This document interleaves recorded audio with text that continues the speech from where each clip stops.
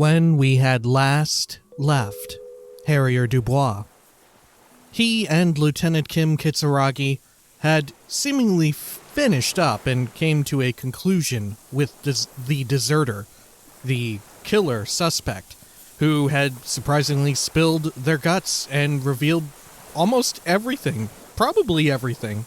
Everything? I think maybe everything. But as things were coming to a close, something seemed off. And just as they were turning around, an enormous creature reared its head and appeared in the reeds. It was none other than the Insulindian Phasmid, and it seemed to have had some sort of sway over the deserter in some way. It was kind of unknown. This is Disco Elysium. Welcome back.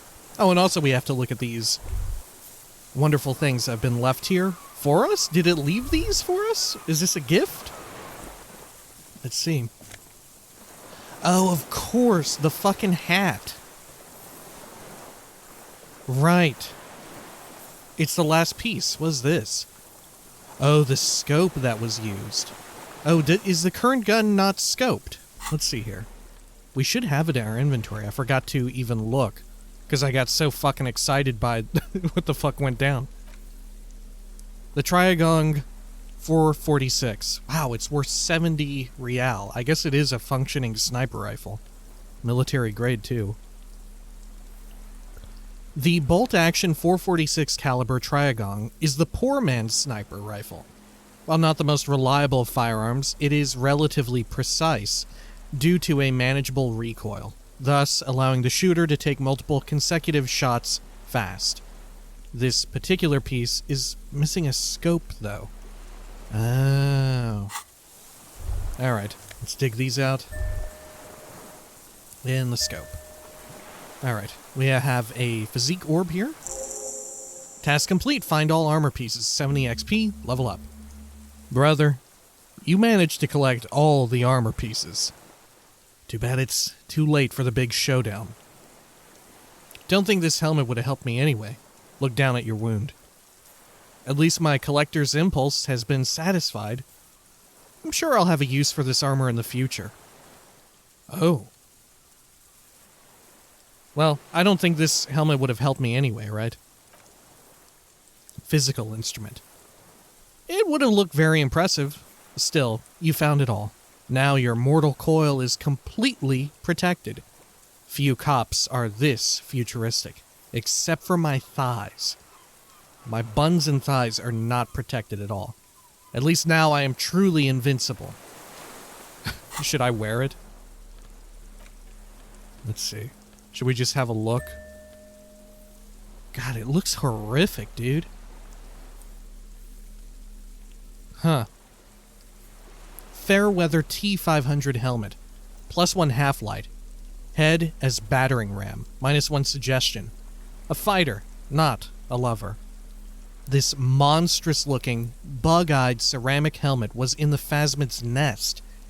It still has some reeds sticking out of it, and it smells of seawater, but it's otherwise wearable, if not exactly comfortable. Putting it on feels scary, somehow. Okay. It looks kind of like it's inspired by some sort of real-life thing, but I can't put my finger on it, right? Okay, does anything happen if we equip it all? I don't think so. Right. Look at that. Jeez. Okay. Anything? Nah. Fair enough. What if we take our pants off? Yeah, great. Okay, let's put our shit back on. There we are. Good. This, and the shoes. There we are. Are we good to go? Once over here? Yeah. Alright. Neat. Let's see, let's also look at the scope, right? Oh, 30 real for this. T932 rifle scope. A common 30mm sniper scope, attachable to almost any bolt-action 446 caliber. It uses an older style, non-dotted range-finding reticle. Seaweed is still stuck on the lens and it's suffered water damage from its time in the Phasmid's dowry. Is a 446, by the way, like a common real-life caliber? I don't think so, is it? Granted, all my knowledge of anything about guns comes from playing video games and a little bit of watching film and television, but mostly video games. And I don't think I've ever heard of any 446, right? I don't know. Unless it's a converted... Well, no, I don't... I think it must be unique to this world, right? They just happen to go that way in this world. Okay. Let's see. Our tasks here. Inspect the Phasmid. Oh, Phasmid's gone. Check up on the deserter now. Man, it's disturbing how we have just, like, nothing here, right? Jeez. Except for this, ask Clausia about Sunday night. Ugh. I'm assuming that's bugged, right? That it must be. Given the fact that, it didn't get listed as canceled, right? Unless Clausia's going to show up at the end somehow. Okay. Buoy. Evidence. Clausia's passport. Use interact button in inventory to inspect the item. Okay. Let's inspect it. Evidence. Clausia's passport. This well-traveled passport with visas stamped in it is issued by the Republic of Oranje. You found it in the Phasmid's nest on the island. You can open it for more details. Oranje Reek? I think? 3 sails? This passport, issued by the Sovereign Republic of Oranje, is issued to a black-haired woman called Katarzyne Alizier? Or maybe Katarzine? Or Zine? Zine? I don't know, I'm sorry. Clausia's hidden documents. The lieutenant looks at it in your hands. From the empty buoy. Look at the photo. It's Clausia, with short, black hair and glasses. She looks boyish, younger, somehow. Empathy, medium success. An old photo, before life came and did what it does. What was this doing in the Phasmid's nest? Also, this totally confirms that, like, yeah, the Phasmid always appears no matter what. Right? It's not just because we're, like, a heavy Psyche/Inland Empire character, right? Or that we fulfilled certain requirements. The Phasmid is just a part of the reality, right? What was this doing in the Phasmid's nest? Maybe our man, Mr. Dross, took it from Clausia's, or whatever her name was. Hiding place? Or perhaps for some blackmailing plan? I think the Phasmid took it. The Phasmid took it. I sensed it do so. I saw something open the buoy with spindly legs. Point to your head. Let's go with this. Point to your head. Like a magpie. He looks around. What a coincidence.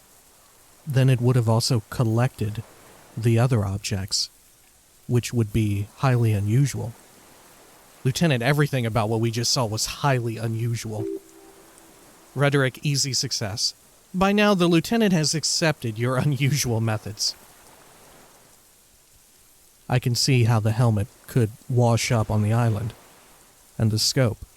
Maybe Mr. Dross lost it? But to seek out this would be very unusual behavior for an arthropod. Empathy, medium success. Would it? Maybe it was simply curious. Perhaps it was curious like an octopus. Perhaps it had a vendetta against our Miss Oranje. No, it seemed very kind-hearted, right? I think it was just curious. An octopus belongs to a very different class. It's not even an insect, but a mollusk. But yes, I see your point.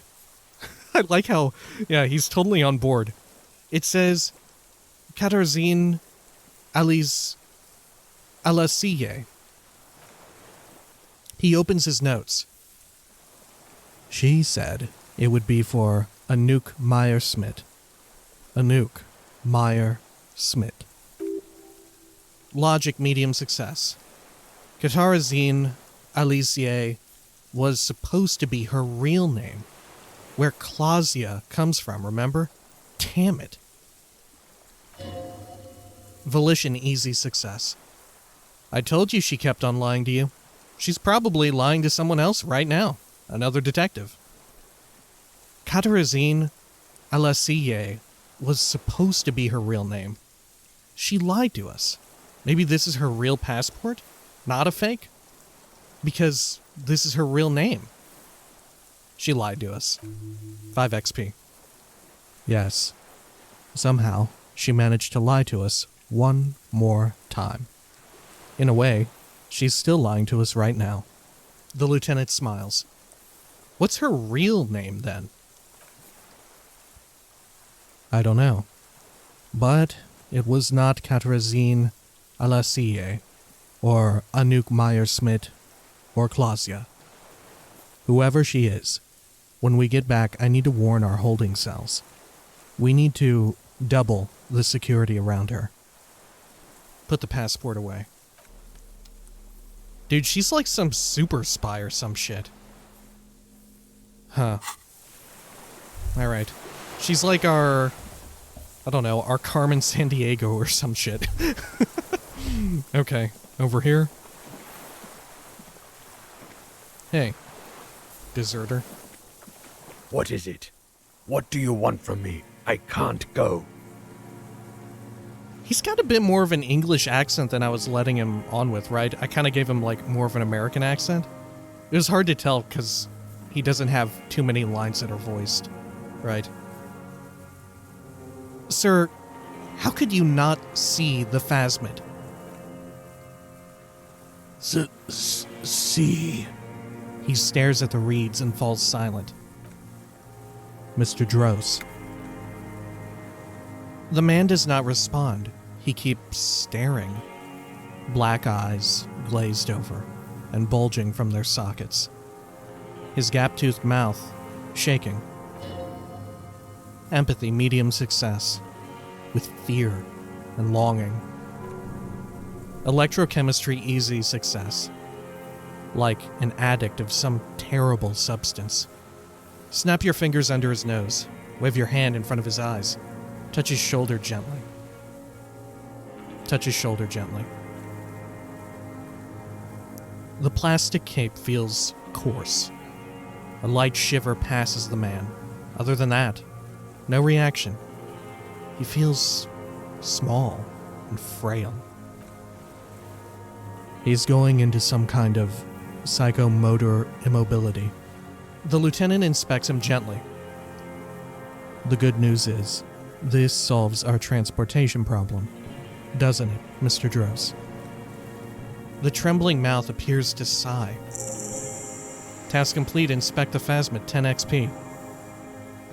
Between this and the broken tire he's used for a boat, I think it's safe to leave him here, while we go and get help. It will need to be a medical first, I'm afraid. What happened to this man? Old age and shock. He looks at him, then you. I think it's the phasmid, right? Especially, like, all the weird shit that we saw when talking to him in the context of there having been a phasmid. It's not, like, that he's, like, wigging out or that Vikmare's coming around the bushes to shoot us. I think it's the phasmid. Yes. The arrest and the appearance of the phasmid. The combined stress.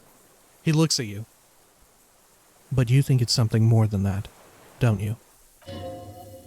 Inland Empire, easy success. There's much more. Remember what it said when it spoke. He couldn't see it, Kim. It's just the reeds for him. Before, when I evaluated his state, he seemed strangely animated. I think he's addicted to that thing. Could it be there's something hormonal in his relationship to the phasmid? It's definitely toxic, the phasmid. It told me it is. But remember, that was like via Inland Empire that we spoke. It wasn't allowed. He's been here for a long time.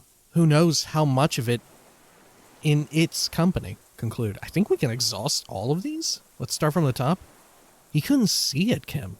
It's just the reeds for him. That could be part of the shock, but you're right. Something is off here. Mr. Dross. He touches the man's shoulder. I'd be surprised if he even makes it, right? No response. Maybe this is how the phasmid has stayed hidden all these years? 5 XP. Then how did we see it? He thinks. Oh, you mean whatever does this, does it over time? Teenagers, kids, drunks. Sightings are brief, and hence not credible. But anyone who spends a long time with it, yes, you forget it's there. The lieutenant inspects the man. Mr. Dross, have you ever seen a stick insect, pretending to be in the reeds, pretending to be the reeds? The old man stutters. The doctors will have to look at this. I hope your station has better medical personnel than 57. This is a little advanced for a nurse. Before, when I evaluated his state, he seemed strangely animated. He nods. He was energetic and articulate. After all these years alone, with little hygiene or medication, I would expect worse. Perhaps this animation is induced by something in the phasmid. He does not seem to be animated now it's left. He looks to the sea. Honestly, I'm ready to believe anything at this point. Maybe it is psychoactive. I mean, why not? It's 3 meters tall. He takes off his glasses and cleans them. When he puts them back on, he's still staring at the sea. I think he's addicted to that thing. Like a drug. He has displayed addict behavior, and not just to painkillers. His pupils appear to be dilated. They still are. He examines the catatonic man's eyes. Empathy, challenging success. It's not just chemical. It's as if he's infatuated with it. 5 XP. Some kind of oxytocin release mechanism. Would go with the pupils, but this is way above me, detective. Could it be there's something hormonal in his relationship to the phasmid? You mean pheromonal? He seemed a little off for a man his age, Randy. The scope, knowing of her bruises, his disposition toward Miss Aranye. He nods. I see what you mean. It's definitely toxic, the phasmid. It told me it is. Told you? Yes, good. During your long staring match? I understand. He looks at the man, then you. Man, yeah, he totally... Yeah. This is trust. That's what this is. Alright. Let's see. He's been here for a long time. Who knows how much of it in its company? He did seem distressed when it finally came to arresting him. Like he didn't want to leave this place. And the insect, maybe. He looks at his notebook. I've absolutely forgotten to take notes. I hope I remember all of this. He shakes his head in disbelief. This will be one hell of a report. Thank God we have the photo. We found some things in the phasmid's nest, Mr. Dross.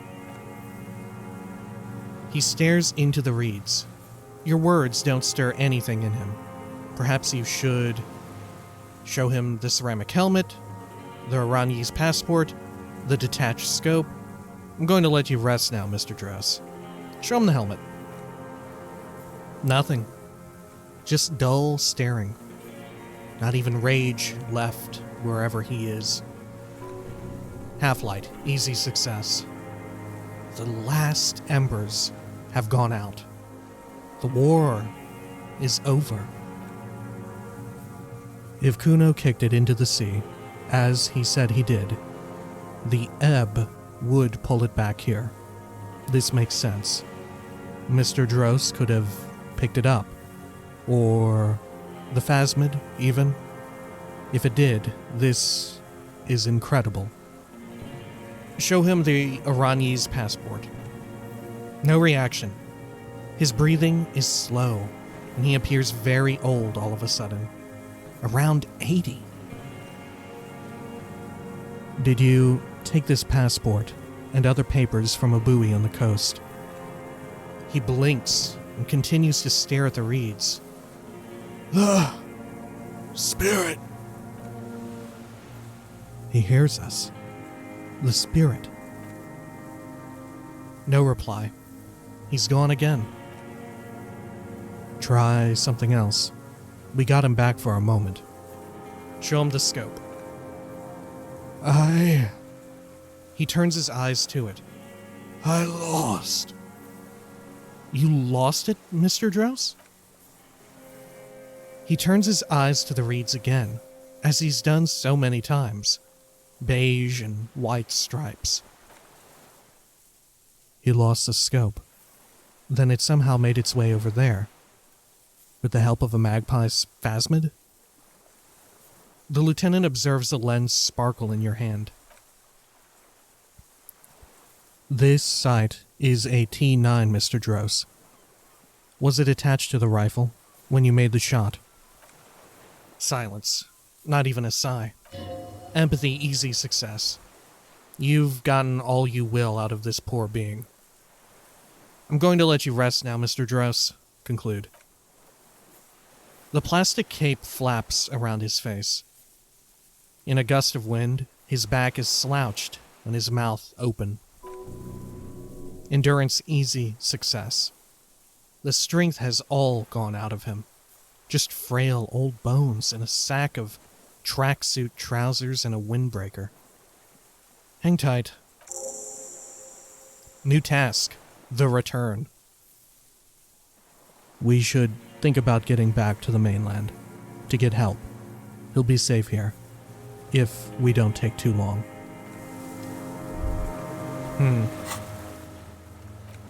Use the boat to return to mainland. Ooh, shit. It's quick save. Alright. Man, it is late as shit as well. We spent so long talking to that man. And the Phasmid as well. Anything else around here? Nah, I think that's it. Alright. Shit.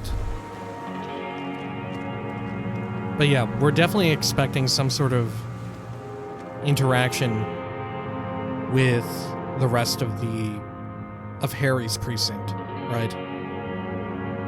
Good lord. Maybe they'll be in here already, and we just didn't notice them arrive. No, nothing. Okay. Was there anything else with this before we leave here? Nope. Okay. Over here. Let's check this thing. Nope, nothing. The bed, maybe? Just in case? Anything new? Oh, we can have the nightmare again. Okay, let's head on out, I guess. There we are. Good. My goodness. Huh. Weird. Alright, I wonder what the fuck is gonna happen. It feels like the game is alluding to a lot of future shit right now. Despite the fact that it feels like we're also very nearly about to see credits roll or something, right? I don't know. Rue A72 motor skiff. The skiff is swaying on the waves by the dock. Let's return to the mainland. Let's. We're done here, he says, adjusting his glasses as he looks out over the water. The skiff rocks gently under your weight as you get in. The ride back is uneventful and quiet. Perception hearing easy success, but for the sound of conversation on the water. There's someone inland, waiting for you. Esprit de corps easy success. 2 men and a woman stand on the concrete square of a nameless village, looking at a small yellow boat as it draws closer. The sea is calm. You reach the jetty and climb out of the skiff.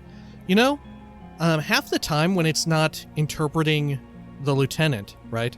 Esprit de corps is like telling us a separate story that seems like it eventually converges on our own, right? Huh.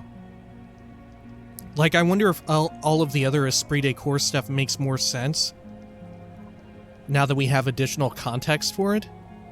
Or maybe parts of it are still meant to be like fleeting exposition to just give you like a mood or a vibe on, like, well, not even necessarily Harry's precinct sometimes, right?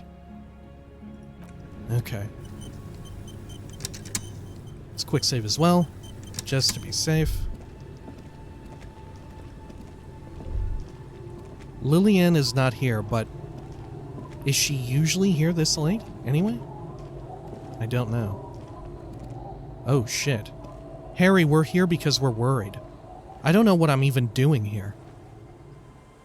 Oh fuck. Look what the tide brought in, says the man without sunglasses.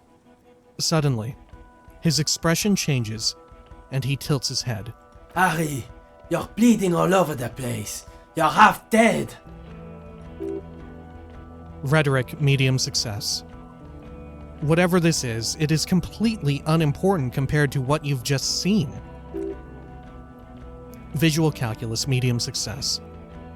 This is the man with sunglasses from the Whirling in Rags. But where are his sunglasses? Wait, you're the man with the sunglasses. That's right. And you're bleeding. Forget about all this. There's a giant... No one seems bothered by the bleeding. No one else seems bothered. Who are you people? Forget about all this. There's a giant... We're not forgetting about anything. Look at you.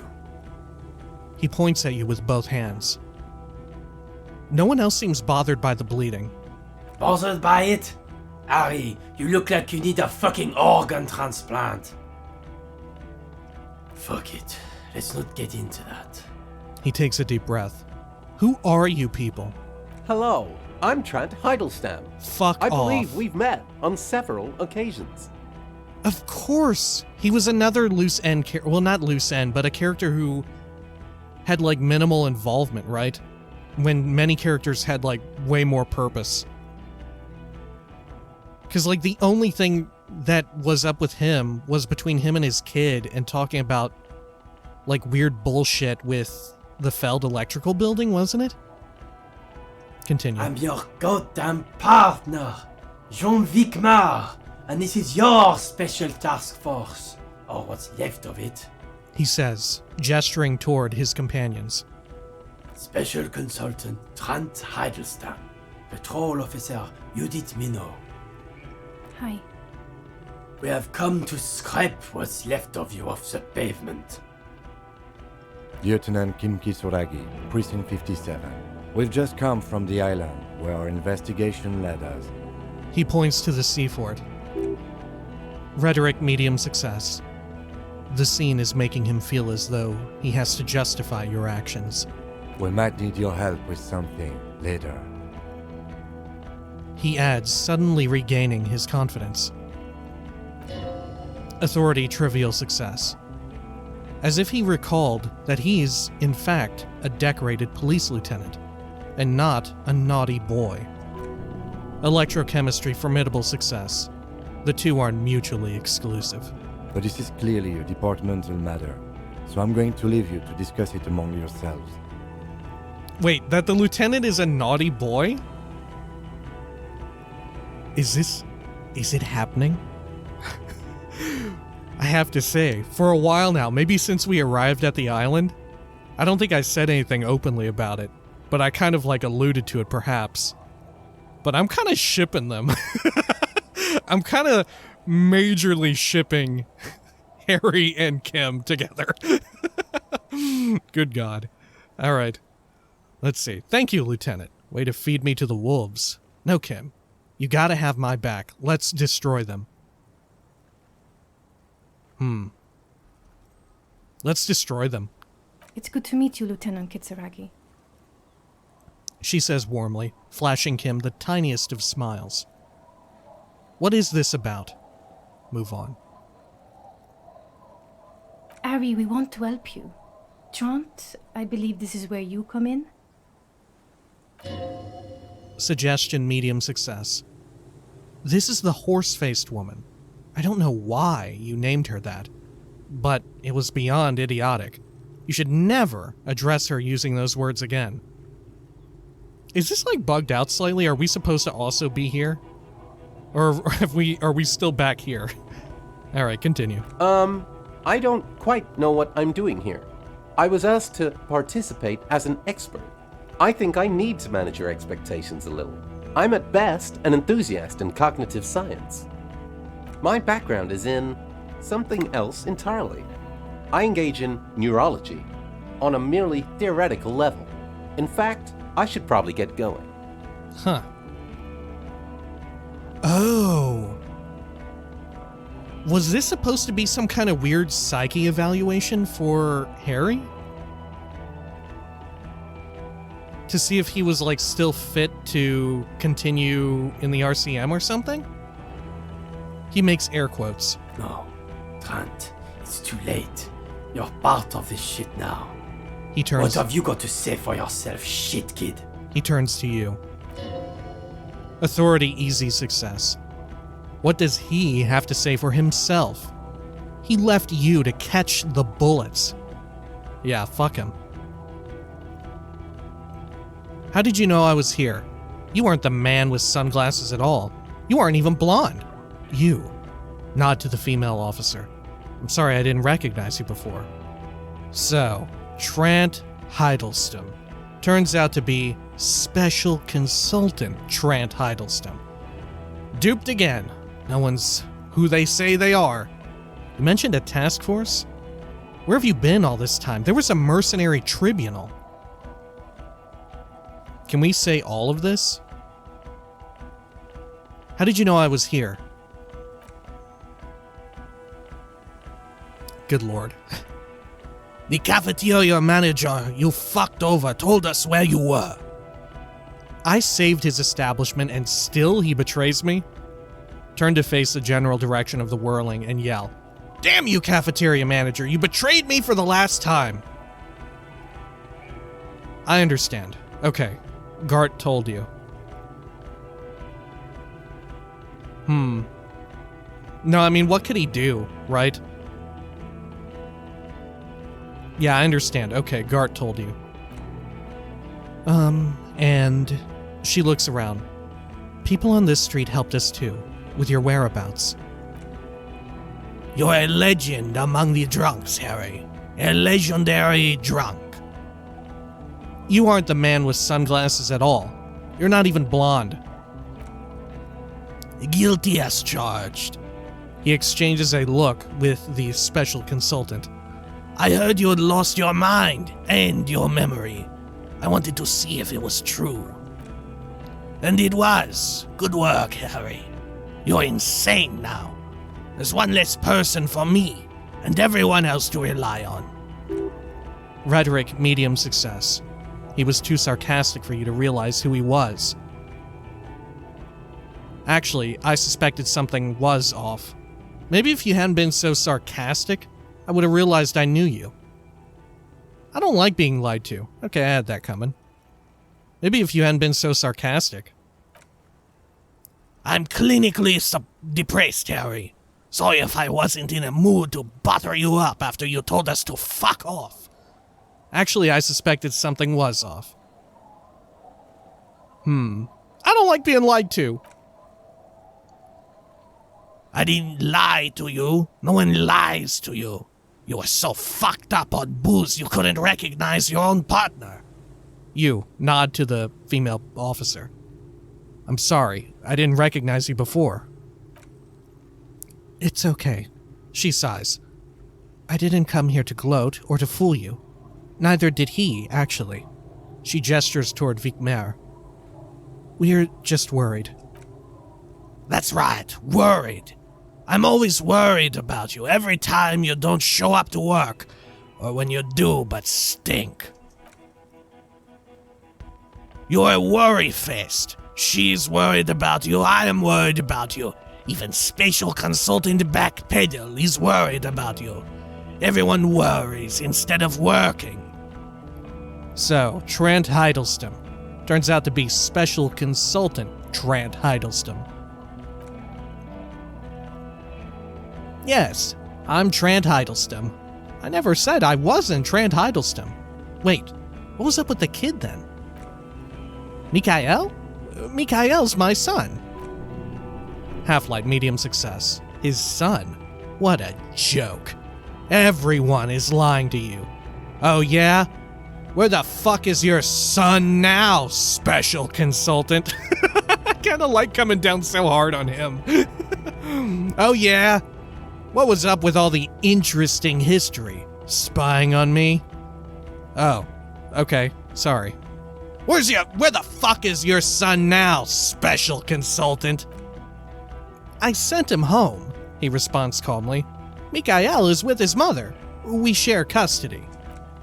I told you, he's one drink away from killing someone. I wouldn't quite say that, but yes, he is displaying aggression, not atypical of late-stage alcoholism. So what are you special consulting here? What indeed? He looks at the dilapidated shacks, then you. I was asked to share my take on some of the more obscure theories developing in Königstein in the 30s, like partial psychotraumatic amnesia, group personality theory. He's here to see if you're insane. He is smart. Let's move on. Duped again. No one's who they say they are. Duped? Hey, here's a brilliant idea. God, it got really intense there. Don't be a morbid drunk, and you won't be duped so easily. Gardner, scab leader, this turned to the lieutenant. Tell me at least you are who you said you were. Okay, that does have something to do with it, yes. Tell me at least you are who you said you were.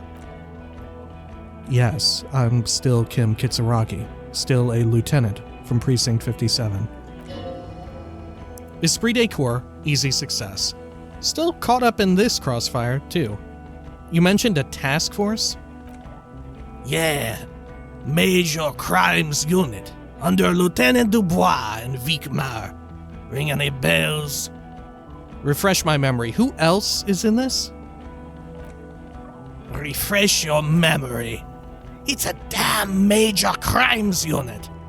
There's you, me, Jude, Trant fucking Heidelstone, and Guillaume Bevy.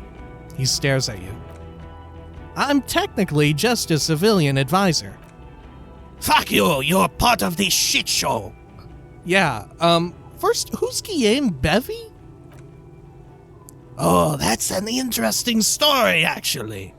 He's not smiling. Guillaume Bevy is a police reporter who joined our team. He was really good. Then he left because he lost faith in your ability to lead the unit. Other people have left too. Good, smart people. People we won't get back. Only me and this really patient patrol officer are still here. And Trant, because I'm forcing him to stay. Good lord. It's going in and out again, right? Alright. Okay, so what does the unit do? It's a major crimes unit. We clear the desk of cases so Precinct 41 doesn't look like the worst station in town. We are shit tier now, Harry, because of you. Esprit de Corps medium success. They're your posse. Or what remains of it. Hand-picked, hand lost. The 41st isn't. He trails off, not wishing to finish the sentence. Where have you been all this time? There was a mercenary tribunal. Damn it, Harry. He shifts his weight, crosses his arms, and looks you in the eye. You told us to fuck off. You said we were cramping your style. You're detective god. Fuck everything. All will burn. Detect or die. Wait, so you let me face a squad of trained killers alone just to teach me a lesson? All will burn, Satellite Officer Vigmar. Make no mistake about it. Why didn't you detect or die then? Why would you leave a literal police god? I said all those things. I'm not like that anymore. Wait. So you let me face a squad of trained killers alone just to teach me a lesson? It wasn't like that. Fuck you, Harry. We didn't know there was gonna be a tribunal, did we? Huh.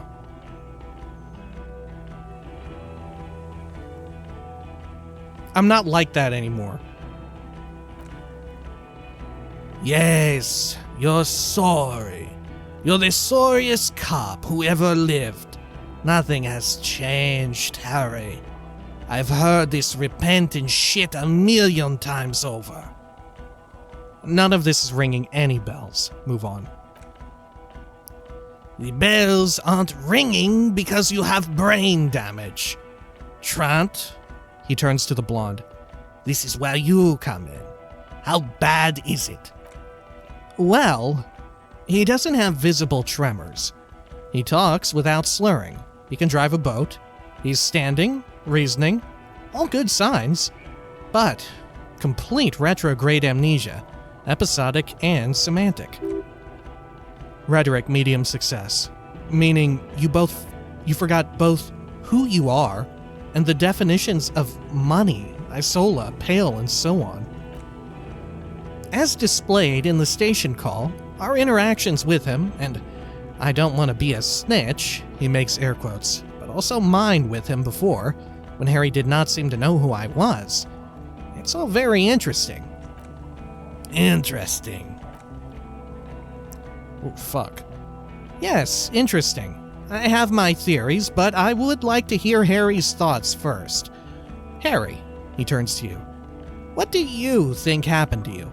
Neurologically, psychologically, and why not socioeconomically? Wait, socioeconomically? You think I'm so poor I lost my memory? Lost all my fucking money and lost my memory too.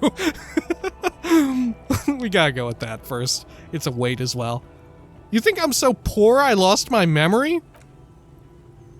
Not when you phrase it like that, but I don't think critical theory.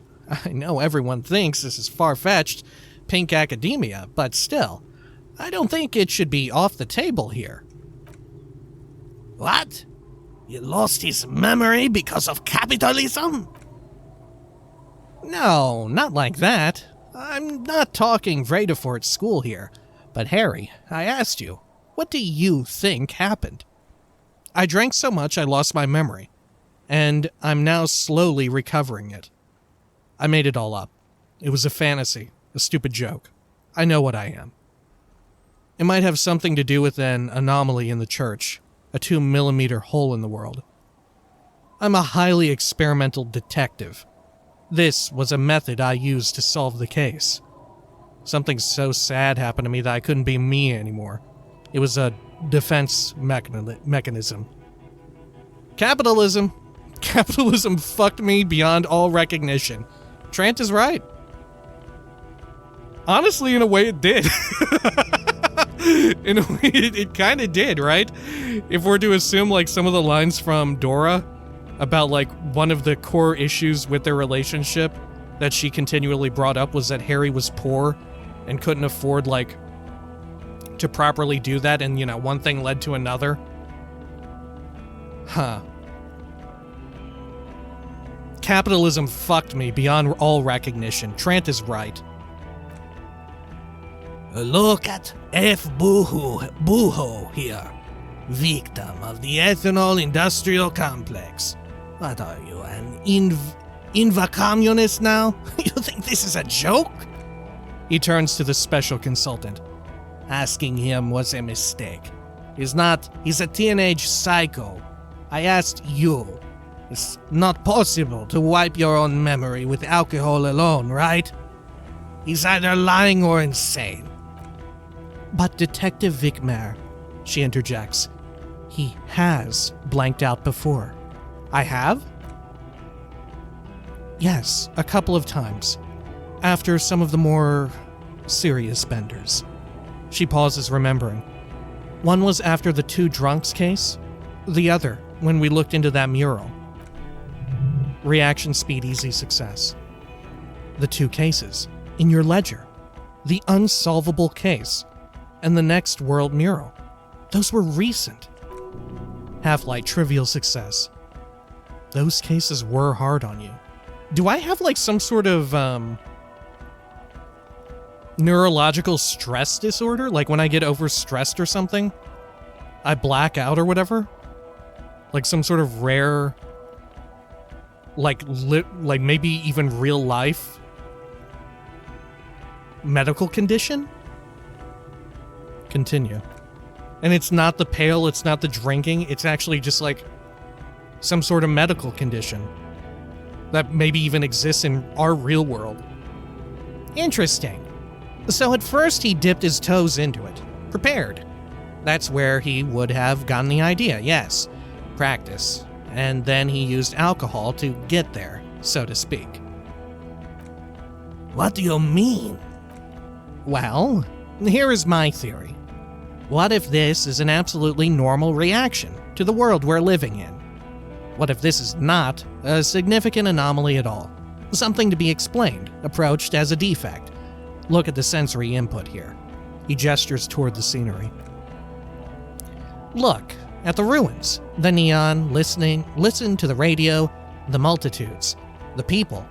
Live here for 40 years. As a police detective, he's like a magnetic reader on the world tape, to borrow a known metaphor. Harry's been pushed, flat against it. Total input. Hardwired to the free market, he nods confidently. He just needed for it to end. Okay, Tron, thank you.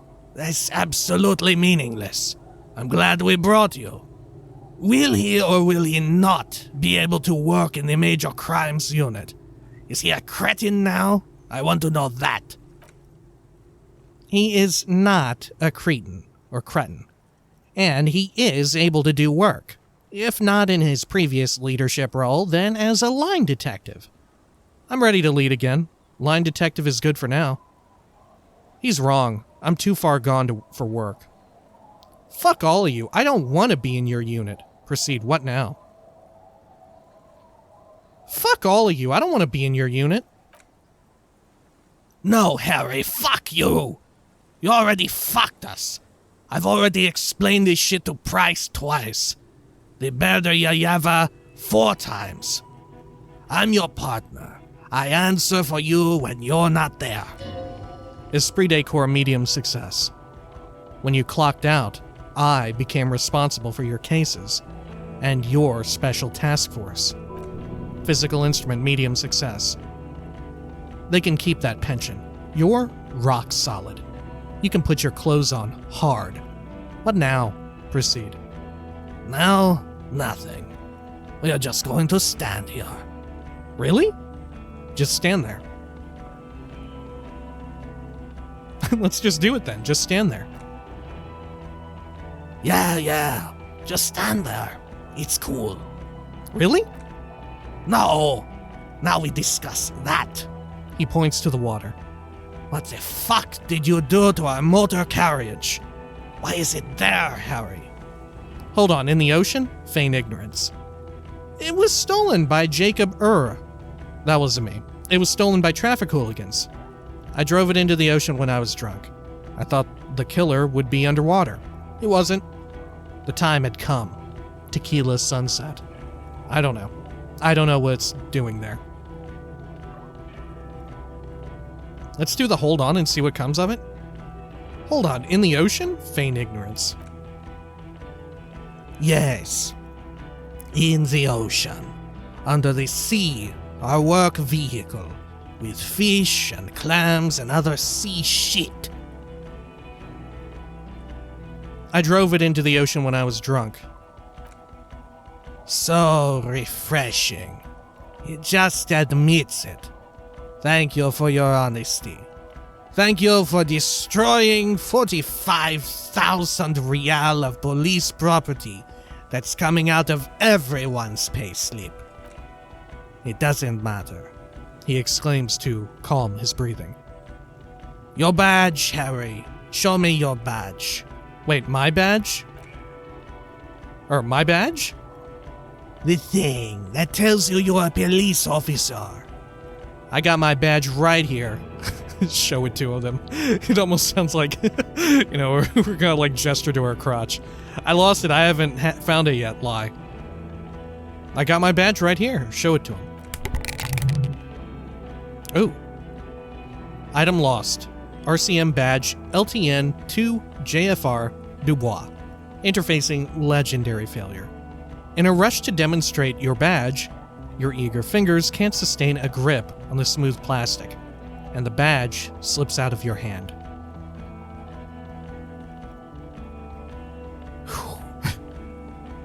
Hand-eye coordination challenging 12. Catch it. Let it fall to the ground. Let's give it a shot. Why not? Fucked it up. Savoir-faire, you juggle the badge for a second, unsuccessfully, and it lands on the ground some 2 meters away. Item gain, RCM badge, LTN 2 JFR Dubois. He found it. The patrol officer picks it up and gives it back to you. Slippery and cold. He found it, Jean. Jean. It's his badge. The man stares at you, unimpressed. And your gun. Rhetoric medium success. As if having your badge and gun are natural states, not achievements. Gun. Just repeat gun. My gun is right here. Show him the Villiers 9mm. I upgraded my gun to a rifle. Present the Triagong 446 rifle. Show him the Villiers. Whew. He has it. And he didn't drop it. He wipes his brow in mock relief. You're drunk like a bum, Harry. Put the thing away before you kill someone. So it doesn't even matter that I found my gun? I'm not drunk. I haven't started drinking again. Ooh, lie. Could we have literally gone through this and there would be some small reactivity here? So what? I've had a little to drink. I tried not to, but I can't work as well without it. Yeah, I'm drunk. I'm also on drugs. So it doesn't even matter that I found my gun? You're never supposed to lose it in the first place. Not lost is your gun's natural state, you drunk bum. I'm not drunk. So what? I had a little to drink. Yeah, I'm drunk. I'm also on drugs. A woman shot herself in the head because you went in high and intimidated her. Didn't you? Ruby something. You basically killed her yourself. We read the reports. Lieutenant Kitsuragi's. We know. I didn't intimidate her. It was a misunderstanding. She thought I was sent by La Puta Madre. You're right, I messed up there. I pressured her and it was on me. There was nothing. She was unimportant to the That was nothing. She was unimportant to the investigation. A dead end anyway. That's just a small detail in a huge case you know nothing about. That doesn't matter. None of it does. We're looking at the oxygen holocaust times a quadrillion. I've come to know the final fate of man in the universe. I didn't intimidate her. It was a misunderstanding. She thought I was sent by La Puta Madre. Let's go with that. Oh, well. If she thought you were sent here by La Puta Madre. He rubs his face in frustration. I am not even going to get into what this means for the Ethics Commission. Not to mention the catatonic old lady with the police lights. Or the fact that you very likely sold your gun for booze. That's peanuts. That's nothing. That's a humorous anecdote. Compared to the 8 people who are gunned down. The streets are literally red with blood, Harry. It was a fucking mass murder. He did everything he could. The lieutenant interrupts him. We did everything we could. The company hired unvetted mercenaries. Lieutenant Dubois got between them and the locals. Esprit de Corps medium success. Here comes the cavalry. He did so at considerable risk to his own life. He was shot and survived only because of his armor. We stopped an execution, not a negotiation. The loss of life was minimal compared to what it could have been. Yes, what he said. I also solved the case. It's solved. All of it. Yeah, it was a massacre. We got wiped. Where the hell were you? The firefight is a trivial matter compared to the greatest discovery of this century. I'm just sorry. No, where the hell were you? Don't make this harder for yourself, he says in a lowered voice. Thank you for the input, Lieutenant Kitsuragi. I didn't mean to suggest you couldn't handle the situation. He brushes a stray strand of hair out of his eye and coughs. You have spent the week with him on this case. What is your take? On the case? On Lieutenant Yafrito Dubois. Well, a cold gust of wind. He pulls up his collar. The drinking, the lost gun, also losing his badge. That's all true. And he's been drinking on the job. The man sighs deeply. Then there's the self-flagellation issue. He likes to apologize profusely, making it sound like he's guilty of at least first-degree murder. It's not a good communication strategy for an officer. It's worrying, especially considering his political views. Detective Dubois is, as you may know, a Mazovian socio-economist. He wants to liquidate the ruling class, which, again, for a police officer is a little odd. Rhetoric, medium success. You should yell something. I am a policeman of the state to come! That's not a good idea. I'm gonna yell it, fuck it. The RCM consists of policemen of the state that is, so a little discrepancy there. He turns back to Vicmer. And then there's the motor carriage in the sea, and the drugs, of course. Some kind of anti-radiation drug he uses to induce visions. He breathes in sharply. But, despite all this, he is a great detective.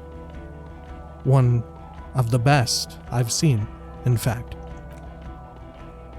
He can talk human beings into telling him everything, and he doesn't stop. In all the time I've spent with him, he has not once stopped pursuing leads, however far-fetched and tangential. He is tireless, madly driven. Well, except for that one time when he stopped to sing karaoke, which, by the way, I have to disagree with you, Mr. Vicmer, was a valiant effort. He really sang his heart out. Oh, okay, there was no reactivity for me having done that without the lieutenant present, I guess. Okay, he did something. Other than that one time, he has tirelessly worked on the case. And he solved it. We have a confession, a murder weapon, and the perpetrator, locked on the island right now, awaiting transportation. He apprehended a straggler who stayed hidden for 50 years, ever since the revolution, who's probably committed other murders over those years. He pauses. Oh, and he also discovered a new species. A new species? A colossal stick insect. It was on the island, camouflaged as the reeds. It unfolded from the reeds. I think we may be dealing with the Insulindian phasmid. He takes out the photo and shows it to the officers across the yard. Thick white snow falls all around you. Flakes stick to the glossy photo of the phasmid. Perception hearing, medium success. You hear gasps beneath the howling of the wind. As you can see, it's about 3 meters tall. In fact, we think it may be the largest land invertebrate ever discovered. What is this? Hosayana? Hosayana? Boom shakalaka, motherfucker! So, as you can see, I'm a pretty okay detective. And an absolutely giant communist! Say nothing. Let's go with that. I'm a pretty okay detective. He ignores you, still staring at the phasmid. Fucking hell. Is he somehow connected to the case? Detective. He turns to you. Boom, boom, boom. Yes, I believe the pheromone it emits may be responsible for the killer's mental degradation. Let's go with that. The old man was not aware of the phasmid's presence, exhibiting a strange, atypical dementia. He fell into a stupor. After its appearance, he became near catatonic.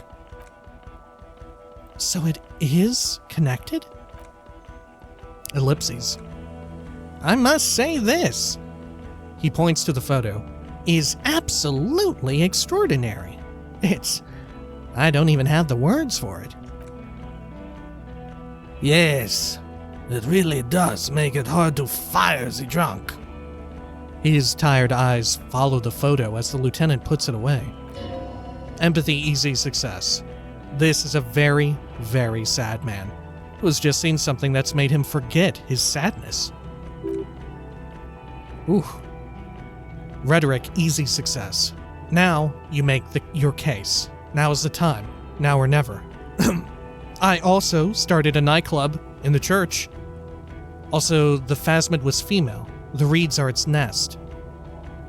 The killer, Lilianovich Dros. We have a strong motive for him.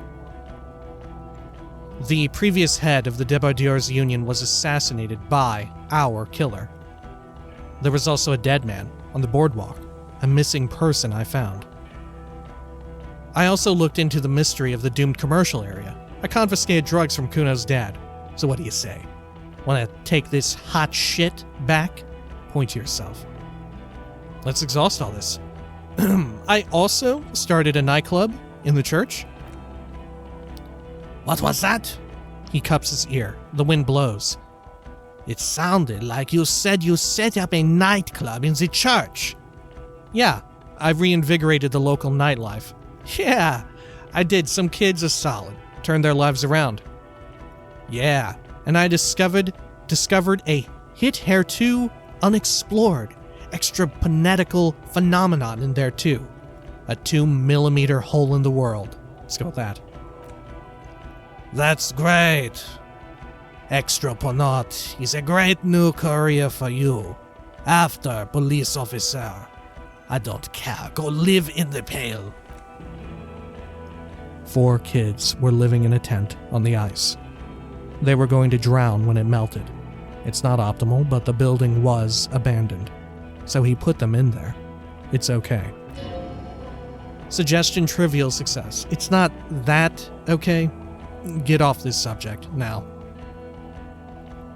Also, the phasmid was female. The reeds are its nest. Female? What makes you think so? You had to see it. It had the subdued colors of a female. And the nesting behavior too, I think. Electrochemistry legendary success. Whew. It was definitely female. Right, and it cloned itself, right? Which might be its way of saying that it reproduces... Gosh, asexually? Is that what you call it? I forget from biology class. Not regeneratively. I think it is asexual reproduction or something. Something like that. Or maybe it's a new kind of reproduction all to itself. You know, it's a weird mythical being. Incredible. Were there eggs in the nest? Not as far as I could see. There were other things there, though. He turns to you. It gathered items in its nest. A helmet, a scope, and a passport. Actually, you know, this would indicate it was a male. This is far from anything in my field, but I think such nests are called bowers. They are for attracting mates. I still think it was female. It could have been male, actually. I don't know, should we go with electrochemistry? Because we don't really have much of a clue, right? We don't really know for sure. Huh. I think it was female. Of course. As I said, I'm only guessing. I didn't see it. He pauses, turning something over in his head. It must be robust if it can move a whole helmet with its limbs. I think it reproduces by parthenogenesis. Oh, right. As in cloning itself. What makes you think that? Observation. Just a hunch. It told me. It told me. Let's tell them. He ignores your answer. Then it wouldn't matter if it's male or female. The bower would just be rudimentary behavior from the parthenogenic mutation. Very interesting. He looks around, quickly assessing the coast. Such organisms are extremely vulnerable to disease. A single strain of bacteria could wipe out the whole species. We're probably looking at conservation efforts here. Sorry, I need to take a quick drink here in real life. Excuse me.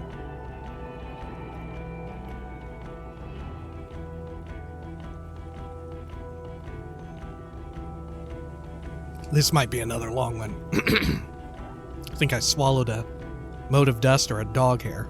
Hopefully the former. I think it emits a chemical that makes it look even more like the reeds. Yes. That would be a pheromone. A pheromone that's seemingly beneficial to the host. It stimulates the affected nervous system. Not a human's, of course, but perhaps a predator's. The perpetrator seemed intoxicated somehow. Like an addict. It's just a hunch, but 5 XP. There are species of bees that, under the influence of pheromones, take wasp larvae to their hives. Ants do the same with aphids. They're thinking he stops. Do you think this is how it stayed hidden? Nothing is off the table, but I want to stress this. The find does not have to be connected to the case. The case is 100% prosecutable without any pheromones. Of course, Lieutenant. Of course. We should treat the case and the phasmid as completely separate from each other. People are not going to... He shakes his head. They're not going to go for this speculation in the constabulatory. Do you think this is tied to the weird, global pandemic of the, degenerative brain disease or whatever? Do you think in some way all this is connected to that?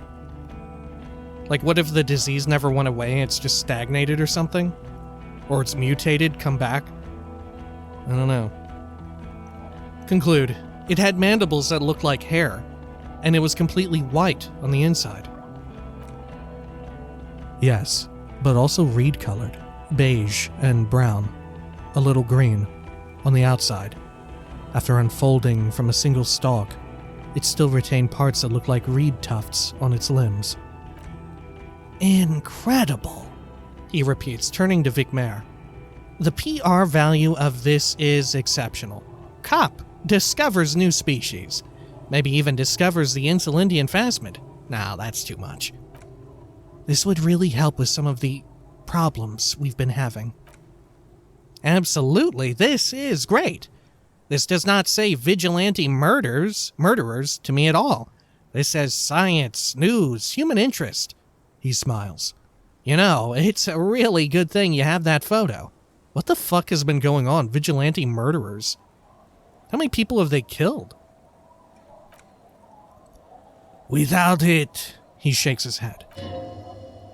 Suggestion trivial success. You're doing good here. Perhaps only for a moment, but still. Authority, easy success. Quit while you're ahead? Or no. The killer, Lilianovich Dros, we have a strong motive for him. Lilianovich? The special consultant raises an eyebrow. A revolutionary matronym. A revolutionary matronym? The custom started in Grad, where they have patronyms. Krasovich, Larsovich, etc.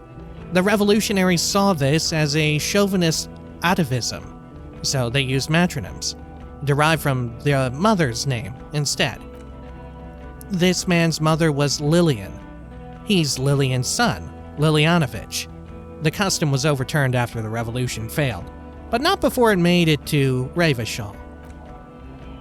So, it is what a soldier of the ICM would be called. Thank you, Trant.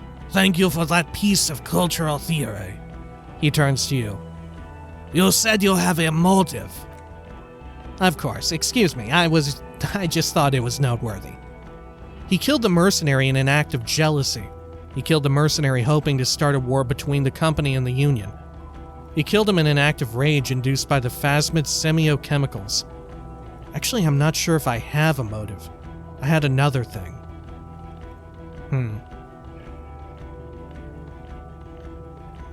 I mean, 1 and 3 are both true, right? It was a jealous rage induced by the phasmid semiochemicals, as far as I could tell.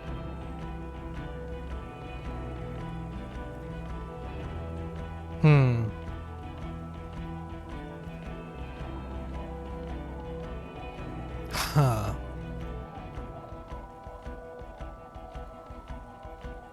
Let's bring up the phasmid again, fuck it.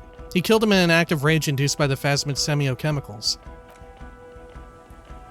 Possibly induced. He corrects you.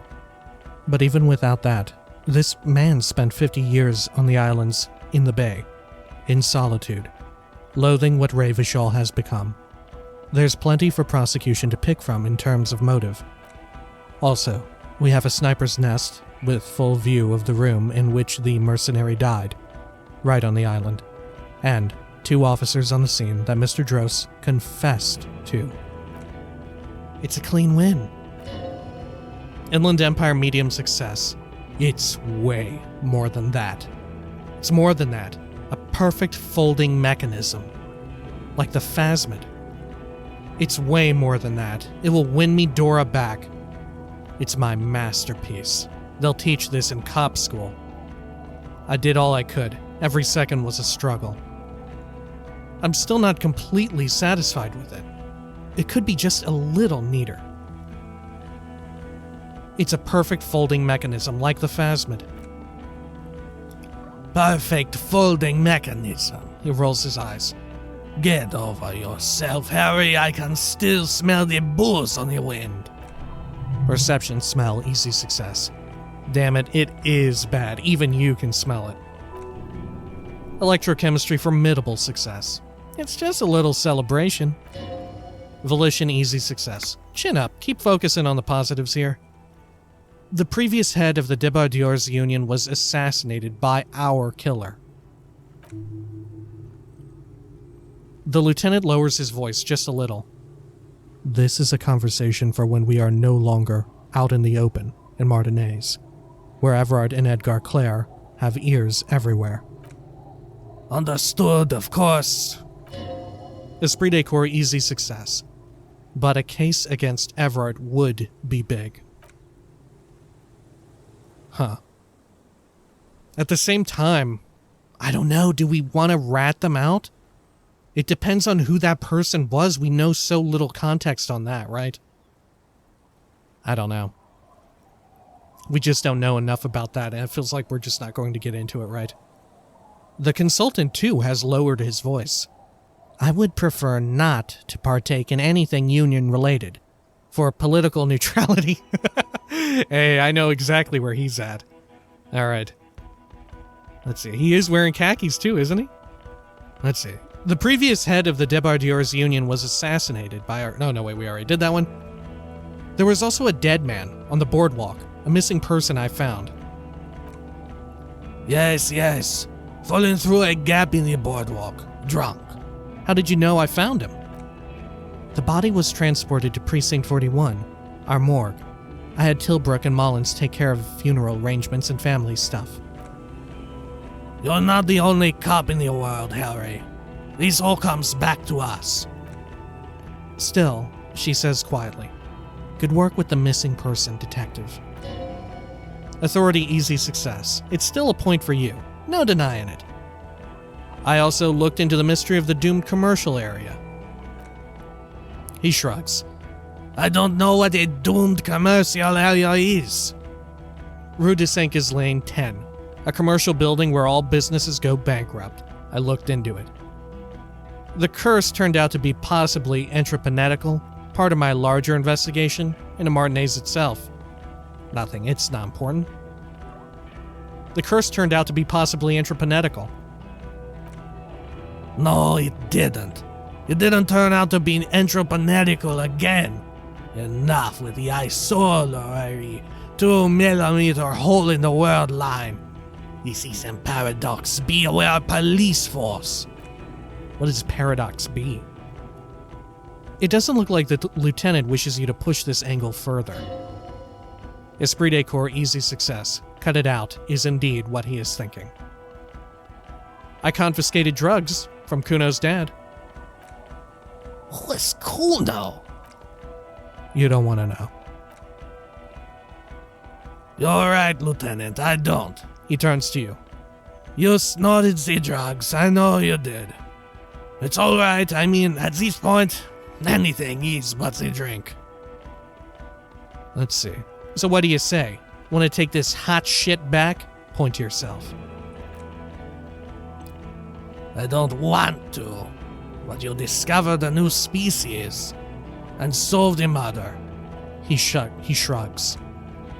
So I have to. Jude.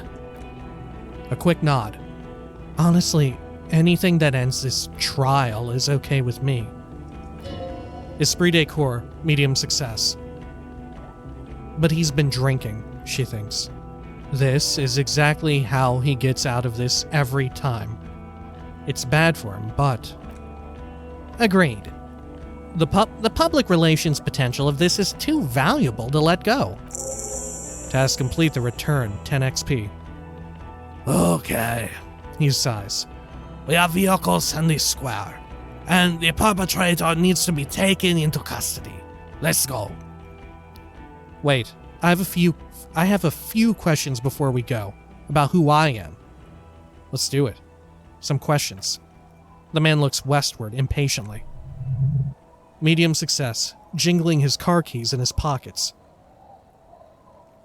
Who am I? Who are you? You're a gym teacher, Harry. What? 5 XP. Well, obviously you're not a gym teacher anymore, but... But before? Before you were a cop, you were a gym teacher. In Koran. She looks around. It's getting really cold outside. Should we maybe... Huh, that does explain a lot. Remember with the weird, like, sensations and shit we had when we were lifting up when we were doing the deadlift or whatever, right? Huh. Okay. Huh. Alright, fascinating. And of course, also, why we were so poor. What's one of the, like, oftentimes in many places, tragically underpaid occupations? Any sort of teacher, right? Alright, that does explain a lot. No way, I was a flagellant monk. A guerrilla soldier / gym teacher? That does explain a lot. Harry, it explains everything. The running around, the jumping, the bicep girth, your inexplicable facial hair. The bicep girth? Oh, Lieutenant, so you noticed. The collection of foam sportswear I've amassed. Your moves on the church floor, which honestly were just jump aerobics. Your use of the word graffito. Endurance medium success. The incredible stamina output. Physical instrument easy success. Also, this guy. Just everything about this guy. Oh god, Contact Mike! Oh shit, of course! Of course we were so obsessed with fucking Contact Mike out of fucking nowhere. We're a fucking big-ass, nerdy-ass jock lord. Which, you know, nerd jock, but you know what I mean. Of course, Contact Mike. It's been on about Mike again. The detective shakes his head. I hate that guy. Contact Mike is a reprise of the most inspiring basic sporting principle of open competition, a 5,000 to 1 rank outsider. When was this? When was I a gym teacher? You said in Koran? I was a gym teacher there? Why did I join the RCM then? It was for money, wasn't it? I think we heard as much from Dora in the dream. Contact Mike was dope. Oh, you don't say. He arches an eyebrow. Does he also votes an impassable goal for finance and privilege? It is getting cold out. She looks around at the dilapidated fishing village. When was this? When was I a gym teacher? In your 20s or late 20s. You really let yourself go since then. He looks you over. Yeah, we have exactly the look of a man who used to be deeply into sports and is no longer deeply into sports. You said in Quran? I was a gym teacher there? Yes, you taught gym in Quran. I believe that's the term. Taught gym in a high school. You were a high school gym teacher. Perception smell, easy success. The smell of sweat and glue, the worn floorboards. High school. Harry. Your goings-on with Kuno, Andre, Estelle. The whole thing on the ice. That's why you're so juvie. Empathy, easy success. His smirk suggests barely contained laughter. Oh. God. Is there an ending to this where Harry and Kim fucking get married? Because I would love that for them. Why did I join the RCM then? I mean, why wouldn't Harry be bisexual, right? I could totally see it. And I've heard that the lieutenant is homosexual. Like, that's where the one thought comes from that we were looking through and all that. We didn't cover it in this playthrough, but I have heard that a lot. In that he is actually like a pretty... Well, I don't know if everyone says this, but I've heard a few people say that they enjoy him as a form of representation, right? And how it's played. Anyway, why did I join the RCM then? Sir, we got on a tangent where I wanted them to fuck. The regular. You found some chick. She inspired you to fight the big fight. Be more than you are, all that. Inland Empire trivial success. You, every morning, walking from Voyager Road to teach gym. She, leaving for the academy with her spring coat on, the air filled with a smell of smoke and raspberries and incredible hope, an ocean full of hope. Okay, I see now. Conclude. I knew it. I knew no normal human being can run like that. He's an honest-to-God gym teacher. I like that he's so impressed by it. Gosh, Lieutenant, you're gonna make me blush. Why am I like this? It's not a mystery. Some chick fucked you over. Also, you are drunk. Pain threshold, easy success. You really went with it too.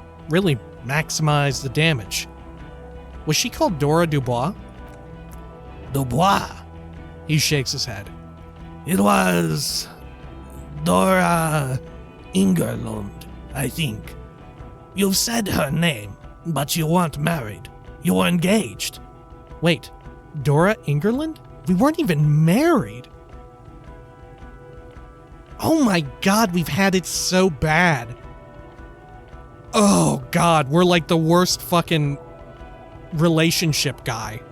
Do you know what I mean? Oh. We weren't even married. We're on fucking like r/relationships or whatever. Wait, Dora Ingerland? Something like that. Half a song. So we weren't even married. No one is married anymore. This is Revachol. When was this? God, I don't know. He thinks. 6 years ago. She was way before my time. Huh. Remember she said something, it was like 10 or 20 years that our manifestation of her in my dream said that it would take 10 or 20, I forget, years potentially for Harry to get over it. Volition, easy success. 6 years and you haven't gotten over it. What the hell is wrong with you? 6 years? Oh, okay. 6 years is not that much. It couldn't have been 6. 3. Let's go with 3. 6? Yeah, or 7. You're not doing too good there. It's an old man thing. 2 old years equals 1 normal year. That and Dora Ingerland really tore you a new one. A big one. Who was she? Incredibly bangable? Huh? Figures. No, I meant, what did she do? What did she do? She was incredibly fuckable. A beautiful bourgeois woman.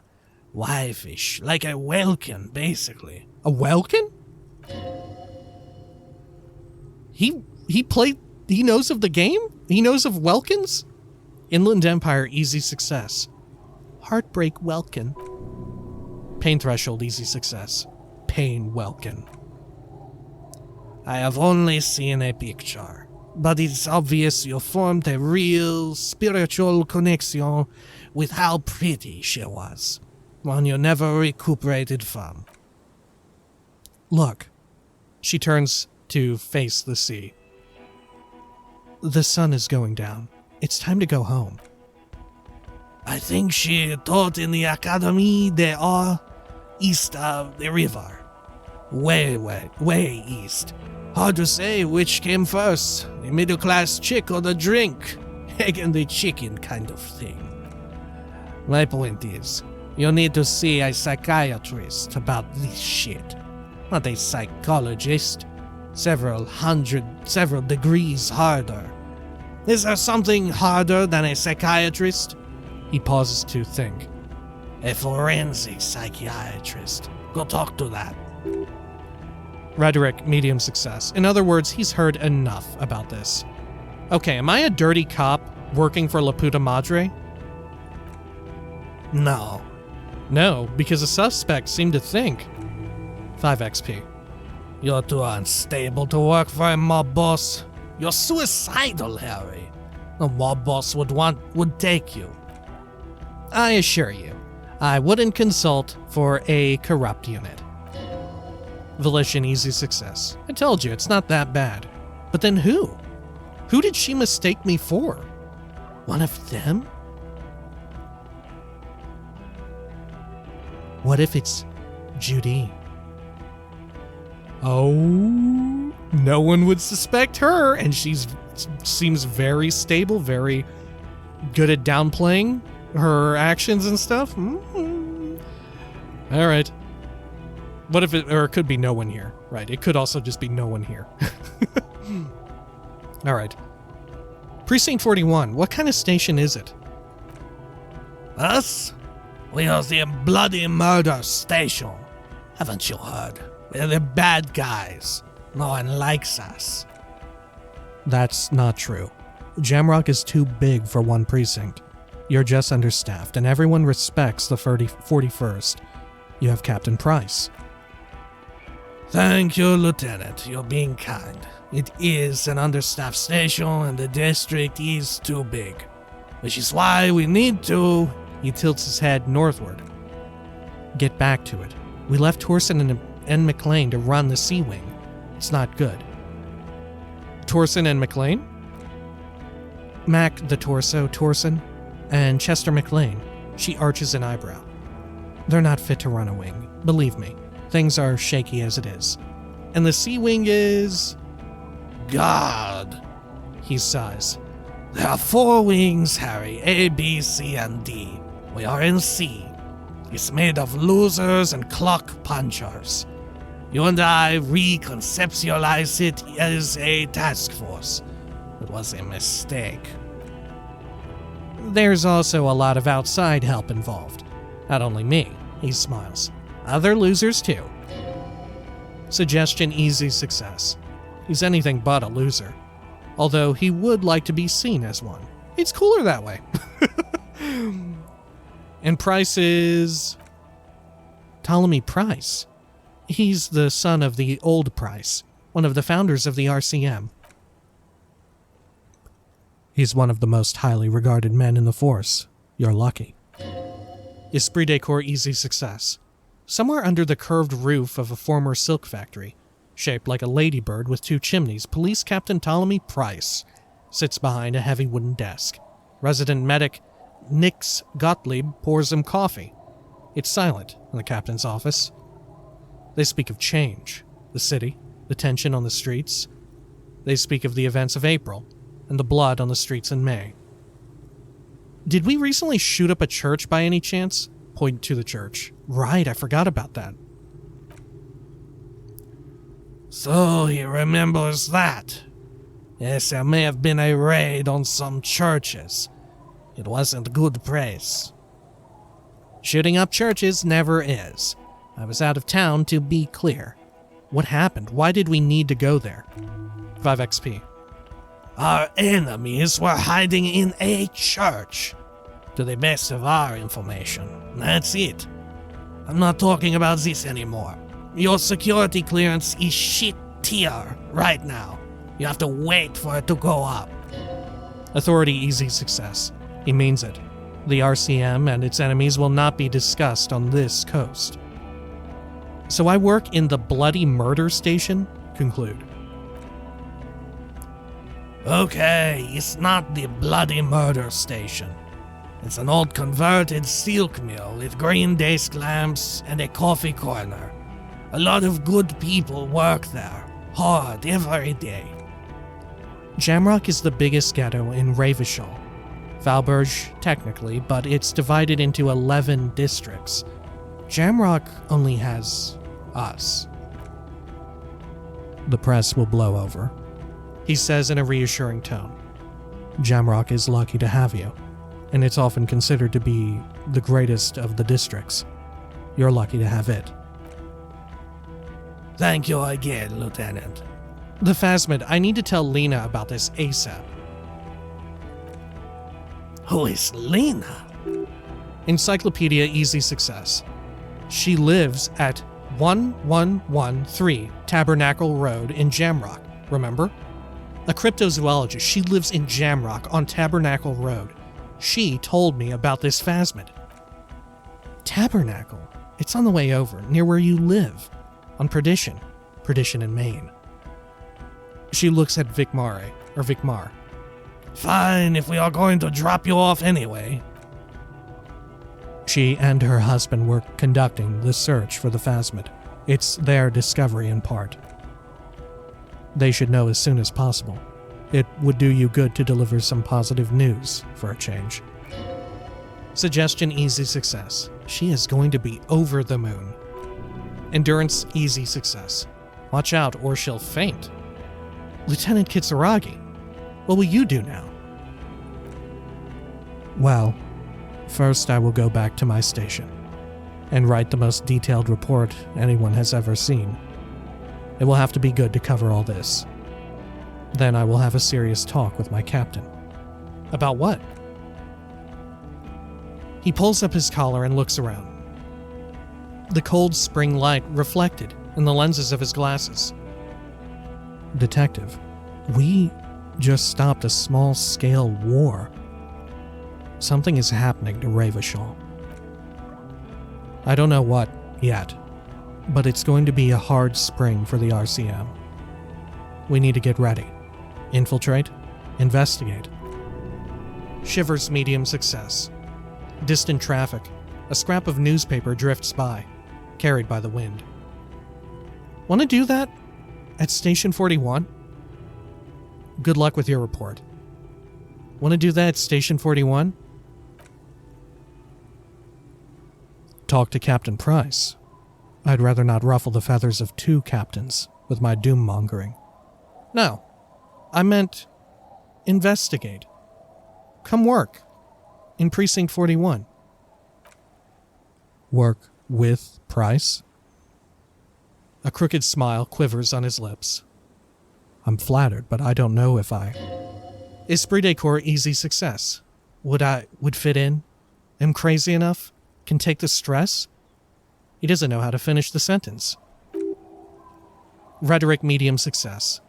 This truly came as a surprise to him. Not a bad one, but he's at a loss. Fuck, are you kidding me? You're perfect with me.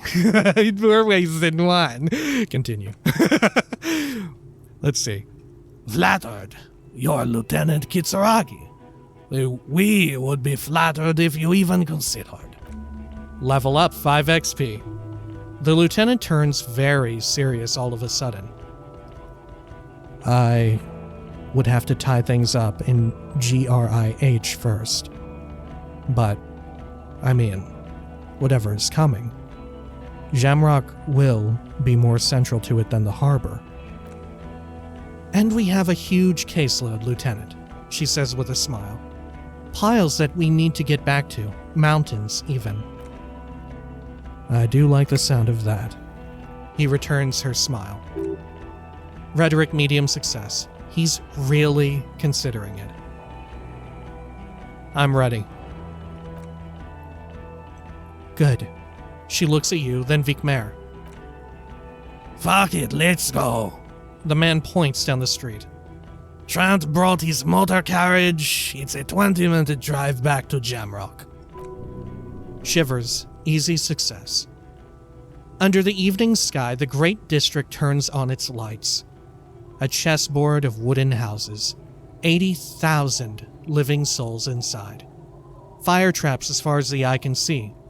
From Main Street to Precinct 41, atop the motorway, to Boogie Street forking into the dark horizon. You close your eyes and hear the dogs bark. A lone woman sits by a factory window, dreaming of meteorite strikes. On Rue de Saint-Jérôme, a square bullet slides into a square-shaped chamber. In Old South, a man without eyelids smiles. Spring has come. It's time. Esprit de corps. Easy success. Torsen? Yes. McLean? Yes. Heidelstrom? No. Vikmer? Yes. Dubois? Of course. Really? Nick Gottlieb looks up from the list. I hear he's unstable. You say that like it's a bad thing. Captain Ptolemy Price gestures with a ballpoint pen. It's dim in the office, and the curtains are drawn. Harry's our man. He'll pull through. When he does, he'll side with the people. Understood. Gottlieb returns to the list. Me know? Of course. Wonderful. The woman looks north. Then can we please just go back to Jamrock now? End. Wow. It wasn't that sad of an ending, which is the biggest surprise of all. Holy shit.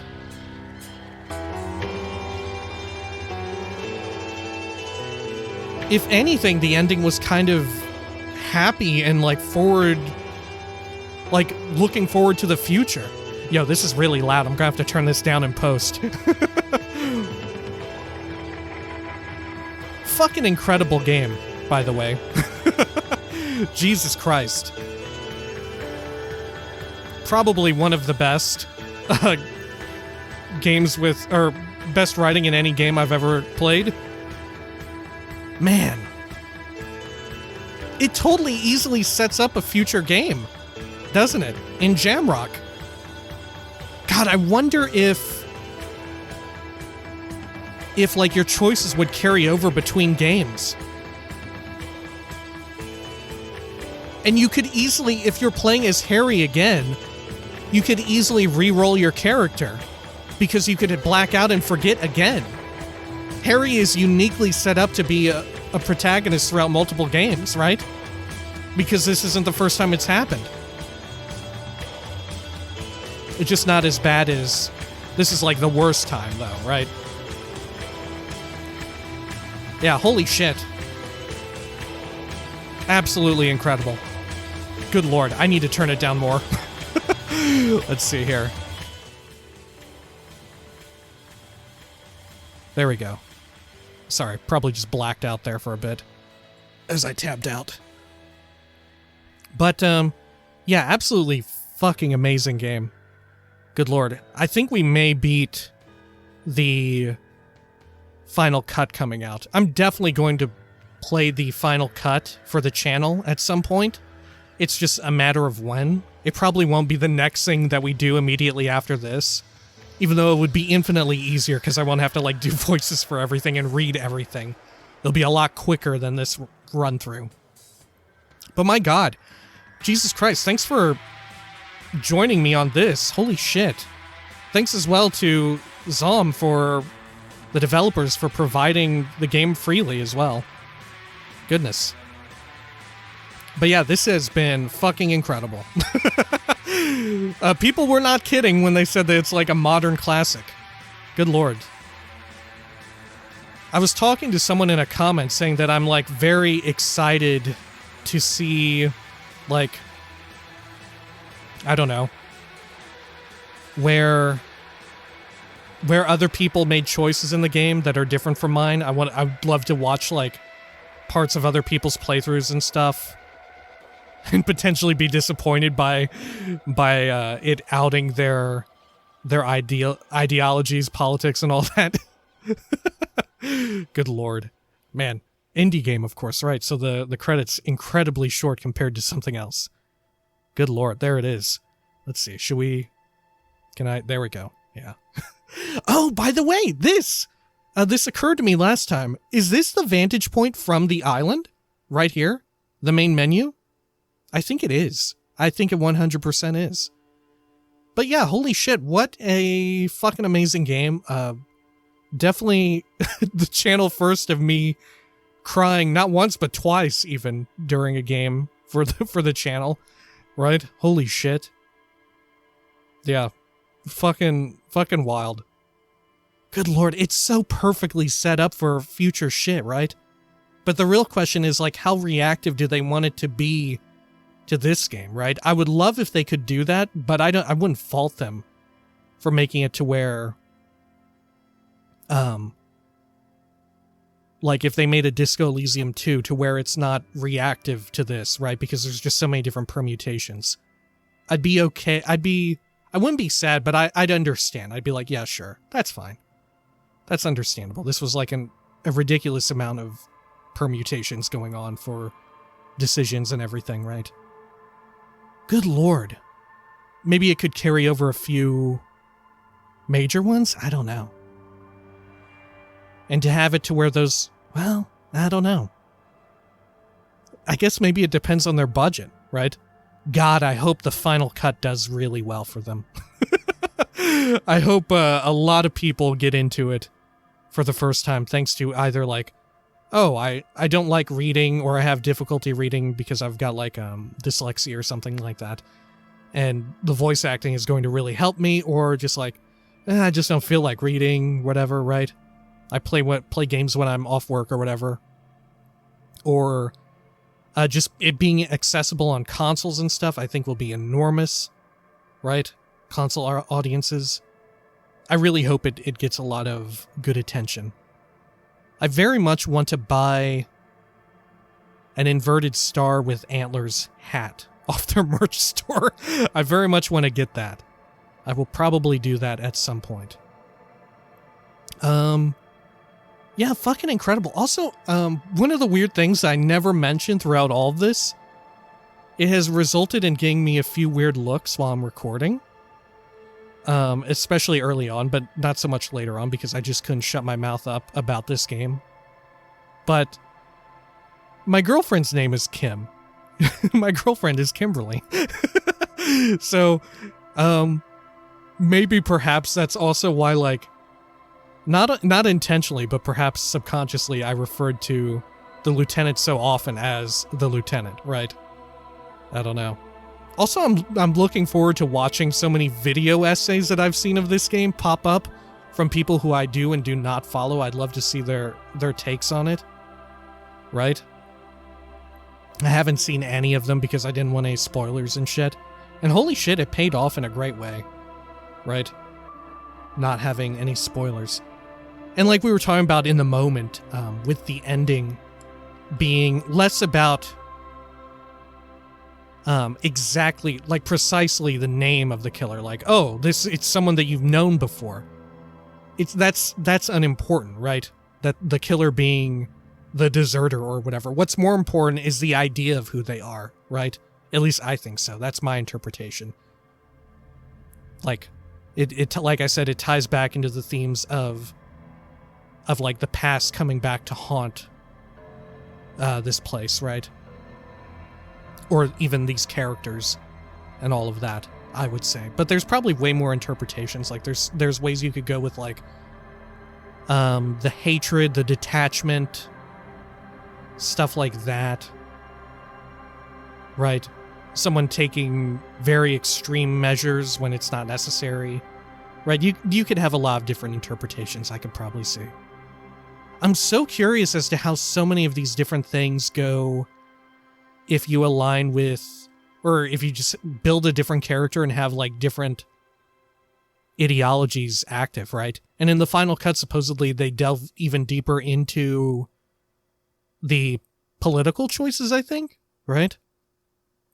I don't know. Part of me wants, when we do the final cut playthrough, part of me wants that to be like a different character, but then probably on my own time, in my own free time, I'll probably play through the game again in the final cut and try to make the exact same choices I made in this playthrough, right?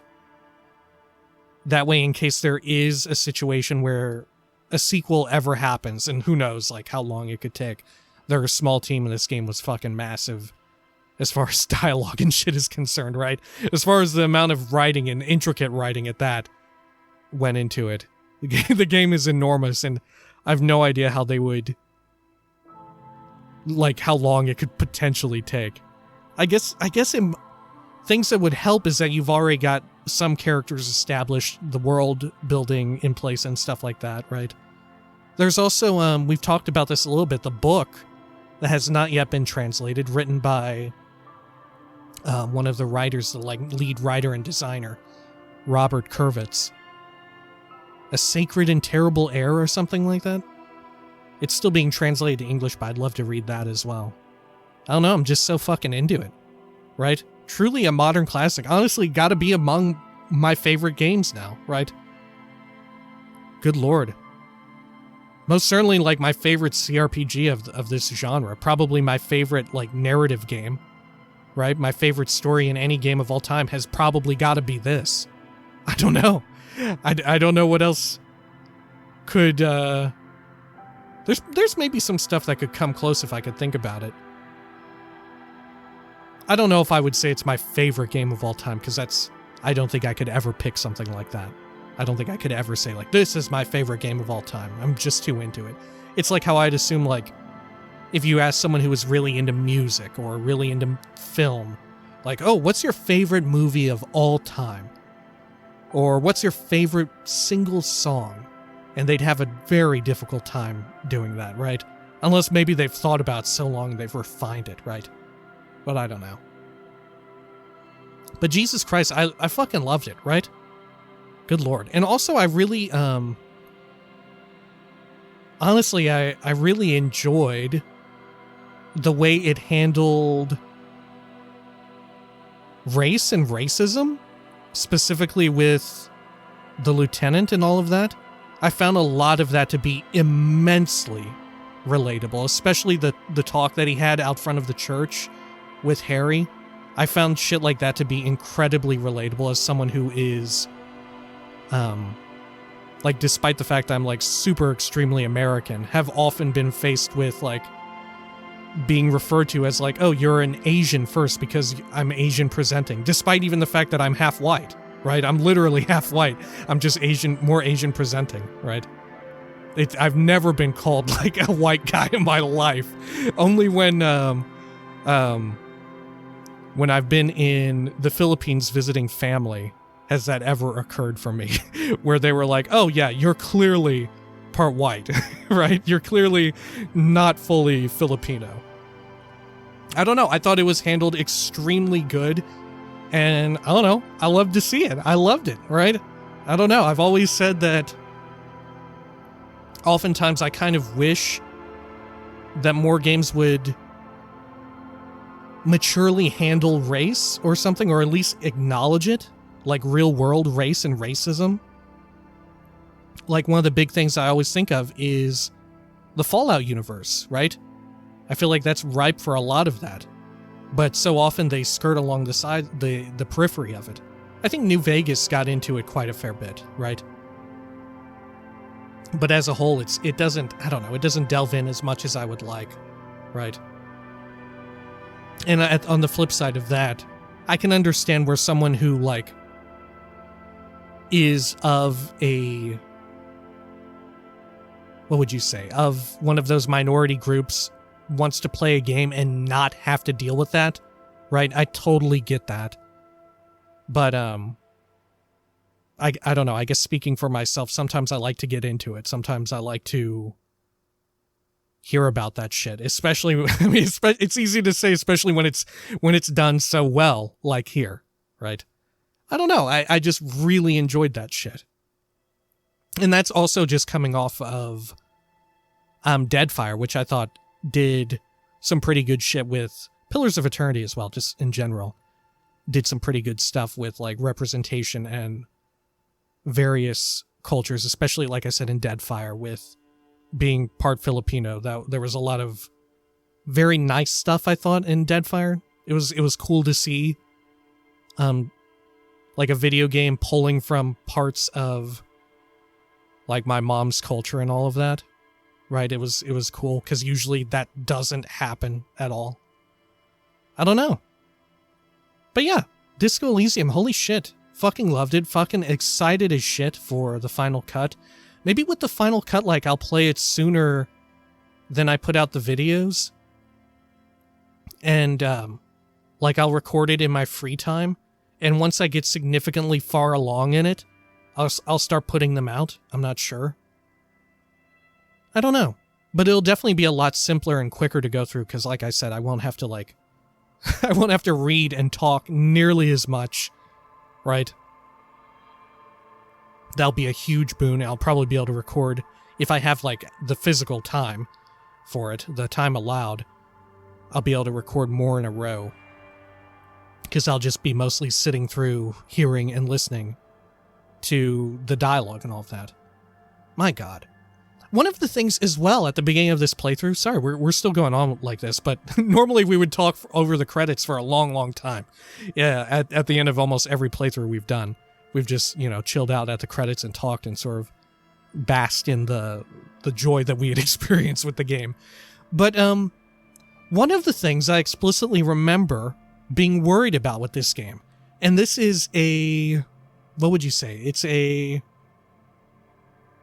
tenant? No, it's what's the word I'm looking for? It speaks to the volume of, or there's a specific word for it, but I forget. But it speaks to how well it is, the writing is, because I remember at the beginning of this, I even voiced my concerns. I was worried, like, I might be too dumb for this game, right? Because I had heard people talking about, like, oh yeah, the writing in this is really good. It gets, like, deep into politics and covers, like, stuff with ideologies and shit, right? But one of the things that the writing is so good about is, like, continually making sure that, like, even an idiot like me can follow along and understand what the fuck is going on and have an idea of, like, what the fuck shit means, right? It's very good at making sure that the person going along through it comprehends what the hell is going on, especially when it comes to, like, big important things, right? The writing is so well handled in that, like, it's so concise. It's like, I feel like a lot of fiction sometimes gets sucked up into its own world, or even its own how smart it is, right? Its own intellect, to where, like, I don't know, like a good example is, like, someone trying to teach you something, right? A good teacher is able to break down a concept or what they're trying to explain and explain it in very simple terms that are easy to understand, right? Whereas if you're trying to explain to someone who's completely unfamiliar with what you're talking about, using, like, highly advanced vocabulary and academia shit is very non-ideal, right? Like, this is a problem. Like, I follow a few people who are, like, super deep into academia on Twitter, and occasionally they'll put out tweets that are like, yo, I don't even know, like, half the words you just said there. I mean, that sounds like good stuff, I guess. I don't know, right? But like I said, this is very good, very, very concise at getting points across and everything. It's so fucking good. And like I said, throughout this entirety, it's such a page turner, right? Every twist and turn of even the side quests are such a thrill to get to, like, the next stage of, to find out what the fuck is going on, or, like, have the next great big development and all that. So cool. And of course, it'd be remiss to not mention the music, which really helped in how fucking sad some of this shit is, right?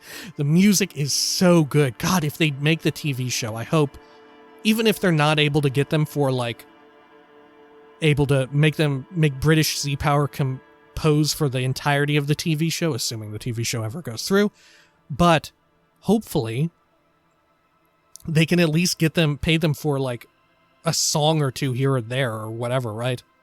Because it was very much a big part. And of course, the art is impeccable. It's such a cool, dope-ass style. Fucking love it. Good lord, I want to get some sort of poster or, like, one of those display things? Is that company? I don't know. They put, like, they print video game art or movie art or all that shit, pop culture art, onto big metal plates that you can hang. I'd love to have one, like, sitting above my desk or something. I don't know, maybe a little out my price range. I don't know, maybe something to save up for a holiday or whatever, right? But yeah, my god, holy shit. Disco Elysium, fucking love it. Amazing shit. Just fucking incredible. It's kind of like I don't know, like a once-in-a-lifetime thing. Like, even though it's, like we said, holy shit, the ending totally easily sets it up for another game, right?